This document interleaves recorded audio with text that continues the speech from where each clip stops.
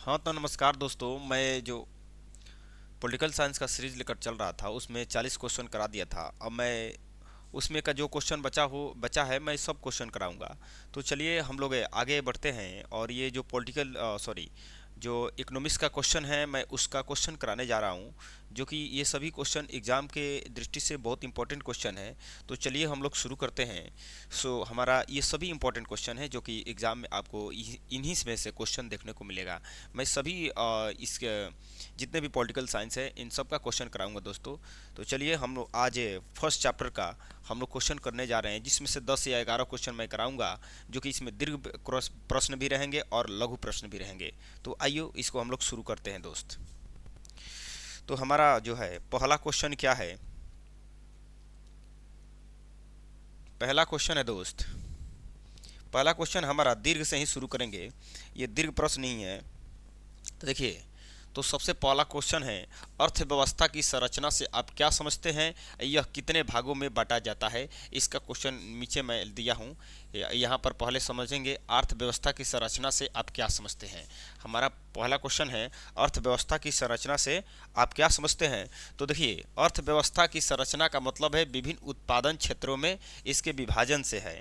तो देखिए, क्षेत्र तीन तरह का है, क्षेत्र तीन तरह का बांटा गया है, प्राथमिक क्षेत्र, द्वितीयक क्षेत्र, तृतीयक क्षेत्र। हम इन्हीं तीनों क्षेत्रों के बारे में पढ़ेंगे। जो डायरेक्ट प्रकृति से प्राप्त होता है उसे प्राथमिक क्षेत्र में डाला जाता है, और जो प्राथमिक क्षेत्र से प्राप्त चीजों को ज्ञान या विज्ञान लगाकर उसको और उपयोगी बना देते हैं तो उसको हम लोग कहते हैं द्वितीयक क्षेत्र कहते हैं। ठीक है दोस्त, इसको औद्योगिक क्षेत्र भी कहते हैं। और तीसरा क्षेत्र जो होता है सेवा क्षेत्र है। जैसे मान लीजिए आप कहीं ऑफलाइन कोचिंग में पढ़ते हैं और शिक्षक आपको पढ़ाता है और पढ़ाने के बदले आपको पैसा लेता है, यानी वो क्या है दोस्त, सेवा है। या आप बाजार से, आप अपने घर से बाजार जाते हैं तो उसमें भी आपको कुछ ना कुछ गाड़ी वालों को देना पड़ता है, तो वो आपको सेवा देता है। यानी आप पैसा तो देते हैं और उसके बदले कुछ नहीं मिलता है, तो वो सेवा क्षेत्र है। ठीक है, मैंने कोई वस्तु नहीं मिलता है। अब जैसे कि आप तो गुरुजी को क्या करते हैं, पैसा देते हैं तो आपके बदले उसको आपको ज्ञान देते हैं, लेकिन वस्तु के रूप में नहीं मिलता है, तो उसको हम लोग सेवा क्षेत्र या तृतीय क्षेत्र के अंतर्गत रखते हैं दोस्तों। तो चलिए, बहुत ही आसान क्वेश्चन है, आइए बहुत ही इंपॉर्टेंट क्वेश्चन है, दीर्घ उत्तरीय प्रश्न में पूछा हुआ सवाल है। ये 3 बार सवाल पूछा है, ये 21 तक पूछा है। ठीक है, आइए इसको समझने का प्रयास करते हैं। फर्स्ट क्वेश्चन हमारा है, चलिए, हाँ चलिए ठीक है। आर्थिक क्रियाएं के आधार पर अर्थव्यवस्था को, देखो आर्थिक क्रिया के आधार पर अर्थव्यवस्था को कितने वर्ग में बांटा गया है, 3 वर्ग में बांटा गया है। जो प्राथमिक क्षेत्र है, यह प्राथमिक क्षेत्र है को कृषि क्षेत्र कहते हैं। प्राथमिक क्षेत्र का देखिए ऑब्जेक्टिव बनता है, यहाँ पर ओबीजे बनता है बाबू, ऑब्जेक्टिव बनता है कि प्राथमिक क्षेत्र को क्या कहते हैं, कृषि क्षेत्र कहते हैं। इसके अंतर्गत कृषि, पशुपालन, मछली, जंगल, वस्तुएं को प्राप्त करना जैसे व्यवसाय आते हैं। तो देखिए, प्रकृति से जो चीजें डायरेक्ट प्राप्त होती है उसको प्राथमिक क्षेत्र कहते हैं। प्राथमिक क्षेत्र में क्या क्या आते हैं, प्राथमिक क्षेत्र में क्या क्या आते हैं, इसके अंतर्गत कृषि आता है। ऑब्जेक्टिव में पूछेगा कि बताइए कृषि किस क्षेत्र में आता है, तो ऑब्जेक्टिव में आएगा तो क्या कहेंगे, प्राथमिक क्षेत्र में आएगा। पशुपालन, मछली पालन, जंगलों से प्राप्त वस्तुएं, मतलब डायरेक्ट जो प्राकृतिक से चीजें प्राप्त होती है उसको हम लोग किस क्षेत्र में रखते हैं, प्राथमिक क्षेत्र में रखते हैं। चलिए नेक्स्ट क्वेश्चन की तरफ, नहीं सर नेक्स्ट, इसमें द्वितीय क्षेत्र को औद्योगिक क्षेत्र भी कहा जाता है।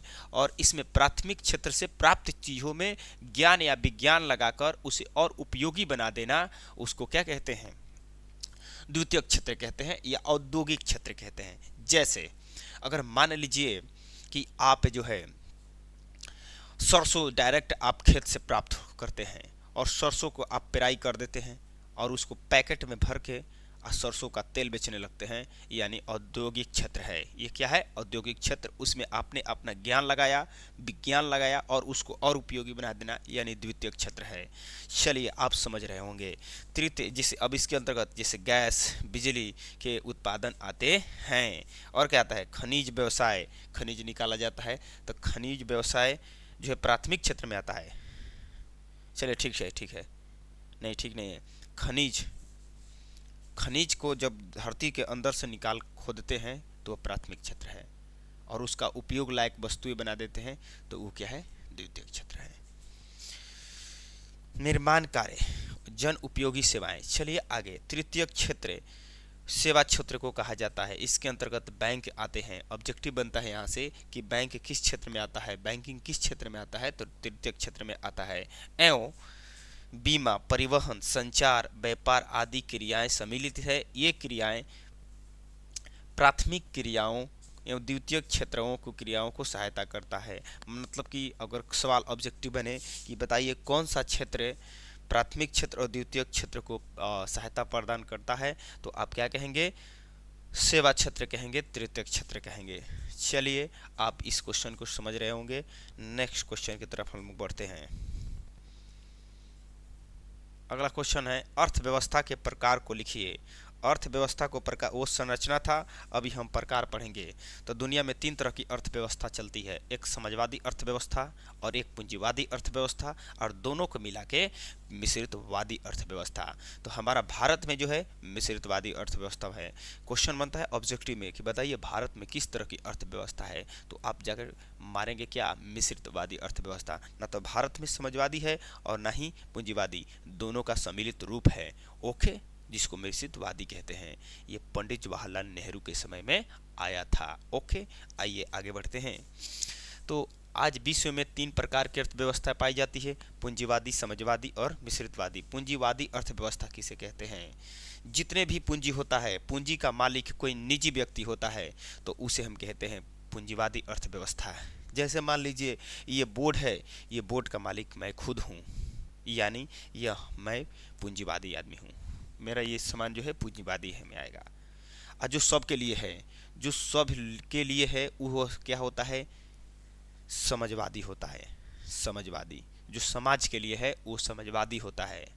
और कुछ ऐसी चीज़ें होती हैं, कुछ ऐसी चीज़ें होती हैं जहाँ पर कुछ समाजवादी भी होता है और कुछ पूंजीवादी भी होता है। जैसे हमारे देश में सरकारी स्कूल भी है, प्राइवेट भी स्कूल है, यानी दोनों तरह के यहाँ पर है, समाजवाद भी है और पूंजीवाद भी है। ये दोनों को मिला के क्या कहते हैं, मिश्रितवादी। आइए समझते हैं।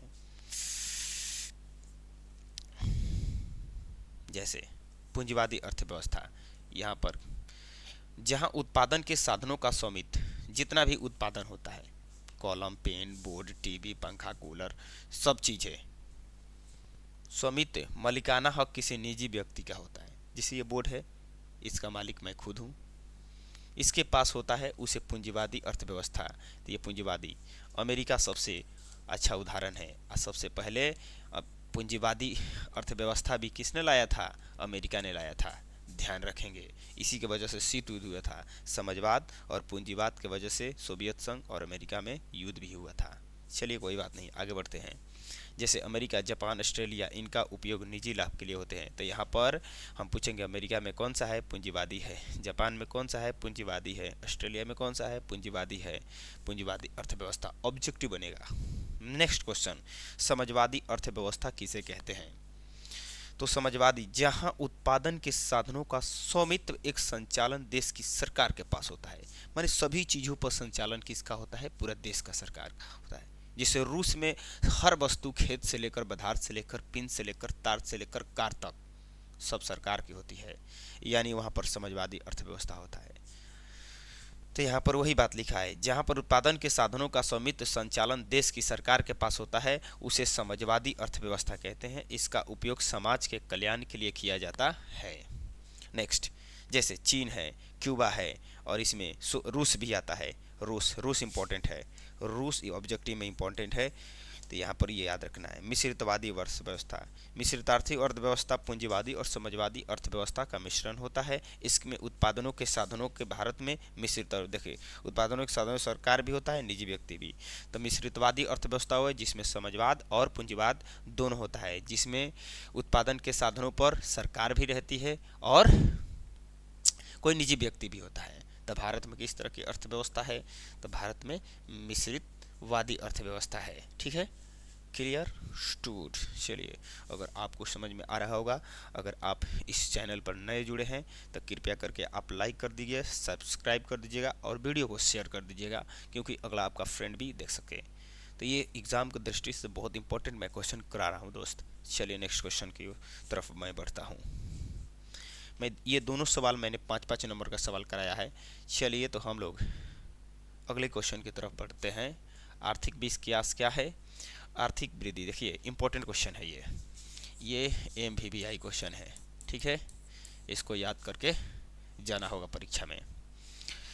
आर्थिक विकास एक ऐसी प्रक्रिया है जिसके द्वारा, देखिए, दीर्घकाल में किसी अर्थव्यवस्था की वास्तविक और राष्ट्रीय आय में वृद्धि होती है। आर्थिक विकास का मुख्य उद्देश्य अर्थव्यवस्था के समस्त क्षेत्रों में विकास करना।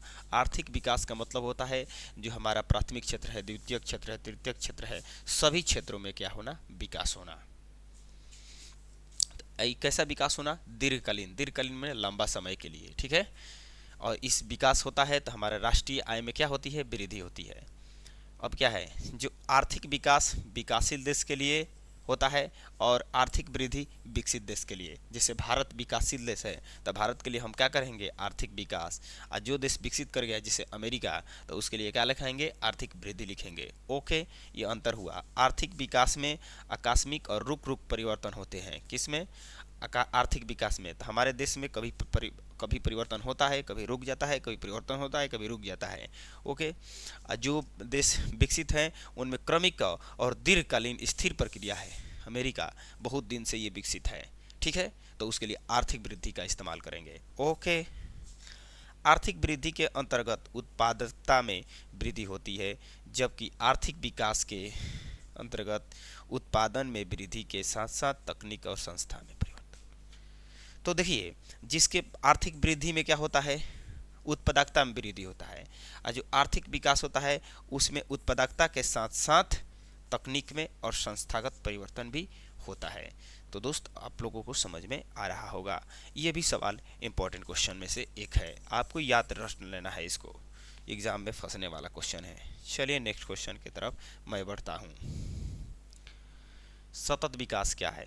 सतत विकास जो लगातार विकास हो, टिकाऊ विकास हो, मतलब लंबा समय तक चलता हो, भावी पीढ़ी को ध्यान में रखकर किया जाता हो। आइए समझते हैं। ऐसा विकास जो जारी रह सके, टिकाऊ बना रह सके, सतत विकास कहलाता है। सतत विकास में न केवल वर्तमान पीढ़ी बल्कि भावी पीढ़ी को ध्यान में रखकर रखा जाता है और वर्तमान की आवश्यकता बिना भावी पीढ़ी को ध्यान में रखकर विकास किया जाता है। मिस्टेक हो गया है। वर्तमान की आवश्यकता भावी पीढ़ी को ध्यान में रखकर किया जाता है। चलिए अब ठीक है, एक बार 2 बार हो गया है। तो देखिए इसमें क्या होता है, जो सतत विकास, उसको जो सतत मते होता है लगातार, और ये टिकाऊ विकास होना कब? जो वर्तमान में है पीढ़ी, उसको भावी पीढ़ी को ध्यान में रखकर। ओके, चलिए नेक्स्ट क्वेश्चन की तरफ बढ़ते हैं। अगला क्वेश्चन हमारा है, चलिए 100% ये 100% एग्जाम ही फंसेगा, 100% 2025 के लिए फंसेगा। चलिए आपका इसका स्क्रीनशॉट ले लीजिए। चलिए आप इसका स्क्रीनशॉट ले लीजिए।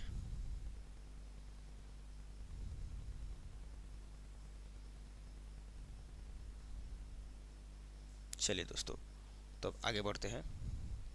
आर्थिक नियोजन या आर्थिक नियोजन क्या है? नियोजन के मुख्य उद्देश्य क्या है? राष्ट्र की प्राथमिकताओं के अनुसार देश के संसाधनों को विकासात्मक क्रियाओं में प्रयोग करना, देश में प्राथमिकताओं को ध्यान में रखकर विकास करना जो है आर्थिक विकास कहलाता है, आर्थिक नियोजन कहलाता है। आर्थिक नियोजन कहलाता है अर्थात जो देश में जरूरी काम होता है उसको पहले किया जाता है। किसमें? आर्थिक नियोजन में। आर्थिक नियोजन के क्या क्या उद्देश्य हैं? संसाधनों का सही तरीके से उपयोग करना, भावी पीढ़ी को ध्यान में संसाधनों का प्रयोग करना, आय के स्रोतों को बढ़ावा देना, तीसरा सामाजिक कल्याण से संबंधित कार्यों के लिए राशि का आवंटन करना, माने समाज में जो काम होता है उसको करने के लिए राशि को आवंटन किया, जिसको बजट कहते हैं। अब प्रत्येक क्षेत्र के विकास के लिए, माने क्षेत्र हम पढ़े थे पहले, प्राथमिक क्षेत्र, द्वितीयक क्षेत्र और तृतीय क्षेत्र, यानी सभी क्षेत्रों में क्या करना है, विकास करना है। सामाजिक कल्याण के लिए राशि को बांटना है, आय के स्रोतों को बढ़ाना है। मान लीजिए आप 5 जगह से आय प्राप्त करते हैं तो आप कोशिश करेंगे कि 8 जगह से आय प्राप्त करें। ये वाला बात हुआ। और संसाधनों का सही तरीका से, ये नहीं कि विकास के चक्कर में अंधाधुंध सब जो नवीकरणीय अनवीकरणीय संसाधन है उसको समाप्ति कर दीजिए। ऐसा नहीं, भावी पीढ़ी को ध्यान में भी रखा जाता है, जिसे क्या कहते हैं, आर्थिक नियोजन कहते हैं। ये 100% सवाल फंसेगा एग्जाम में। चलिए दोस्तों आगे की ओर मैं बढ़ रहा हूँ। अगला क्वेश्चन क्या है हमारा, राष्ट्रीय आय किसे कहते हैं। ये 2 नंबर का क्वेश्चन है। चलिए 2 नंबर का क्वेश्चन है बाबू, इसको भी समझ लेते हैं। राष्ट्रीय आय क्या है।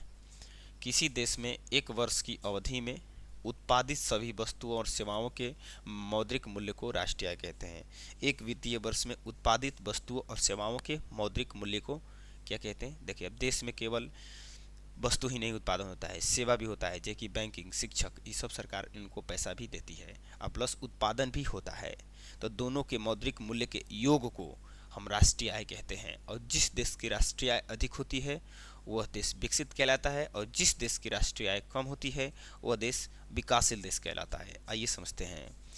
जिस देश का राष्ट्रीय आय अधिक होता है वह देश विकसित कहलाता है, और जिस देश की राष्ट्रीय आय कम होता है वह देश अविकसित कहलाता है। ठीक है दोस्त, अगर आपको समझ में आ रहा होगा दोस्त कमेंट करके ज़रूर बताइएगा कि मुझे आप समझ में आ रहा है, तो मुझे अगले वीडियो बनाने की जो है प्रेरणा मिलती है कि हाँ लोगों को समझ में आया है और ये सवाल इम्पोर्टेंट भी है। तो चलिए दोस्तों आगे क्वेश्चन पढ़ते हैं। प्रति व्यक्ति आय क्या है। तो प्रति व्यक्ति आय लिख लेंगे इस तरह से, राष्ट्रीय आय और देश की कुल जनसंख्या से भाग देने पर जो भी भागफल आता है उसे राष्ट्रीय आय कहते हैं। लिख देंगे राष्ट्रीय आय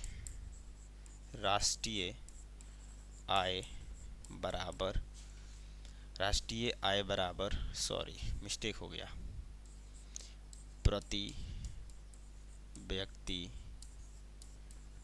आय बराबर राष्ट्रीय आय बटा में कुल देश के जनसंख्या। देखिए आप इसको लिख देंगे कि राष्ट्रीय आय को देश की कुल जनसंख्या से भाग देने पर जो भागफल प्राप्त होता है उसे राष्ट्रीय आय कहते हैं। उसी को हमने इस तरह से वही भाषा को लिखना है। तो ये बोर्ड में जब एग्ज़ाम में करेंगे तो इसको भी लिख देंगे, इसको भी लिख देंगे। ठीक है, चलिए नेक्स्ट क्वेश्चन की तरफ बढ़ते हैं।